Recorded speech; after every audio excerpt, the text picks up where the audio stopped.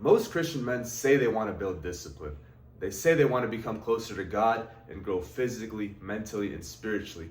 But their daily habits don't match the lifestyle they want. And honestly, I know because I've struggled with the exact same thing. So in this video, I'll be talking about why so many Christian men struggle with discipline today and some things I've done to actually help me build it. One of the biggest reasons for this problem today is that we live in a world full of comfort. Everything is easy to watch online. Your phone has all this instant gratification and dopamine through social media, scrolling, betting, women. There's so many different things that give us these quick artificial hits that make us less disciplined and more comfortable with the situation we're in. One of the biggest things to overcome this is by fasting and taking time away from your phone and any other distractions that are in your life. If you start to realize you're spending too much time on your phone, on social media, on betting, on gambling, with women, whatever it may be, you need to kind of push that aside and focus more on what's going to help you build discipline and get to that next level, which is what I'll be talking about shortly.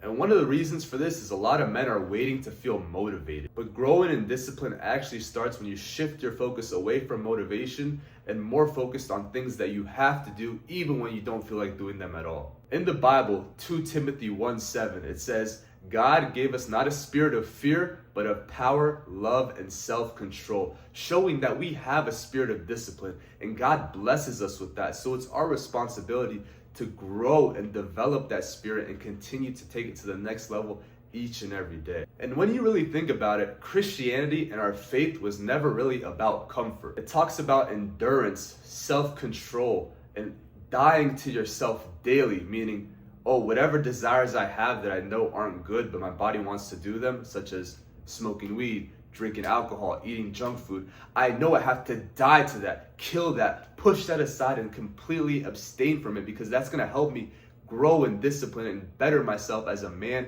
and a human and a child of God. You cannot grow spiritually if you only do what's easy. And there's a Bible verse that exactly relates to this. 1 Corinthians 9:25, it talks about how athletes exercise all things for a perishable wealth, meaning a wealth that will come and it will eventually go. But as Christians, we exercise our discipline for an eternal wealth, the kingdom of heaven. And there's no time subject to that. That's eternal. So how much more valuable is it to build ourselves up as men in discipline to grow and learn and build something that's everlasting? Another great verse for this is in Luke 9:23, when Jesus says, if anyone would come after me, let him deny himself and take up his cross daily and follow me. Showing that this isn't just a one-time thing. This is not just, let me stop eating junk food or let me stop watching porn for a little bit. It's a lifestyle change. You truly have to pick up your cross and follow Jesus. And yes, we will struggle. We will continue to fall. We still sin. But that doesn't mean you actively live in that lifestyle of sin. You have to deny yourself. You have to truly transform yourself and push that away to the side and focus more on living for God and truly picking up your cross and following his commandments. Just as Jesus says, if you love me, you will keep my commandments. So striving each and every day to follow what Jesus has called us to do. So here are practical things that I do to help me build discipline in my life.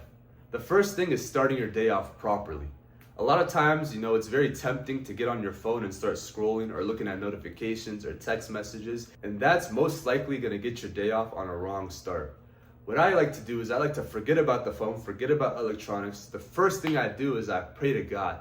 I thank him for waking me up and I pray the daily prayer. Heavenly Father, hallowed be thy name, thy kingdom come, thy will be done, that prayer. And after that, I'll go ahead and I'll read my Bible. Nothing crazy, a few minutes, a few verses, and I'll just reflect on what the Bible has revealed to me and what I'm reading and what, I'm learning as I continue to read more and more. And after that, I'll start my day normally by getting myself ready, taking a shower, brushing my teeth, doing the things that I'm required to do. But before I do anything, I always give it to God and start my day with God, because that helps me get on the right footing. The second thing I like to do is control the distractions. We know this life has so many distractions that it throws at us, and it's very tempting to give in to them. So the biggest thing is you have to limit and draw guards to those distractions. So one of the biggest things is the phone. And I feel like everyone struggles with this. But what I would say is try to limit distractions. If you're very tempted to get on a certain app, you might have to block it or disable it or just disregard notifications for it to help you not be tempted to go into it. An example is LinkedIn for me. I used to constantly check LinkedIn on my phone, and after a while I decided this is a waste of my time, so I deleted it. And the only time I check LinkedIn is on my laptop once a day. Besides that, I don't just randomly scroll on my phone. Another example is distractions when it comes to friends. And yes, this is surprising, but your friends can be distracting. They can encourage you to come to events, and they might be good events or great events or really fun, and there's nothing wrong with that. But sometimes you have other goals in mind, like homework, assignments, goals, projects, whatever things you want to do. And so you can't always take up your friends on their offer to go hang out or to go do whatever they want to do, because you have better things in mind. And it's okay to sometimes say, no, I have to do this, but maybe next time, because that's going to help you limit your distractions and focus more on building discipline in your life. Moving on to the next step, which is building structure. A life without structure is a life that's going to collapse and crumble. You have to build structure in your life. Start with a schedule, build out your calendar, have your whatever responsibilities you have. If I have work, this is my block for work. If I have class, this is my time for class. If I have to go to the gym, if I have to do this, meeting, class, project, whatever, put that on your calendar and build a structure that you can physically see, and then continue to grow by telling yourself, oh, if I put right here, I'm going to go to the gym for 1 hour, I'm going to make sure I go. Even when I don't want to go, even when I feel tired, when I feel weak, when I feel hungry, I'm still going to get up and go to the gym. Because why? That's going to help you build the discipline that's going to help you become more of a man. And discipline in one aspect of life relates to discipline in another. So if you build discipline with the gym, you're going to become more disciplined with your school. If you build discipline with school, you're going to become more disciplined with your relationships. And I'm not saying I've mastered all this. I'm still learning each and every day and growing in my discipline. And I don't think there's a one size fits all where, oh, if you get to this point in your life with discipline, you've made it. I think it's a continual growth with God, because there's always room to improve and better yourself in life. And then you can also help out other people too by giving mentoring or making videos or doing whatever you can to improve other people's lives and help them with the things that you know. And a verse I like for this is Galatians 6:9. Let us not grow weary in doing good, for in due season we will reap if we do not give up. So yes, life is going to be challenging. There's going to be struggles. There's going to be hard times in your life.